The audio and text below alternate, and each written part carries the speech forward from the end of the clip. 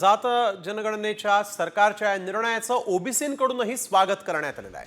मागील जनगणनेप्रमाणेच चुकीच्या गोष्टी नको असं मत हरिभाऊ राठोड यांनी व्यक्त केलं आहे। तर आरक्षण मर्यादा 50% रद्द करण्याची मागणी तायवाडे यांनी केली आहे।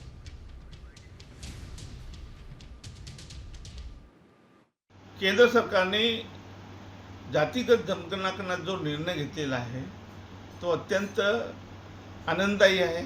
अशा प्रकारचा निर्णय झाला होता, त्यात 20,000 कोटी रुपये खर्च केले, परंतु जातीगत जनगणना करतो म्हणून सरकारने निर्णय घेतला, कॅबिनेटने निर्णय घेतला, त्यामुळे अनेक चुका, लाखो करोडोच्या चुका झाल्या आणि त्याच्यामुळे 2011ची जनगणना अशी फोल ठरली, अशी ठरू नये एवढीच अपेक्षा। केंद्र सरकारने तशा प्रकारचा निर्णय घेऊन पूर्ण देशामध्ये ओबीसींची जातनिहाय जनगणना करण्याचा जो एक महत्त्वपूर्ण निर्णय घेतलेला आहे तो खरंच या देशातील संपूर्ण ओबीसी समाजाला दिलासा देणारा आहे। केंद्र सरकारने आरक्षणाची 50%ची मर्यादा घालून दिलेली आहे।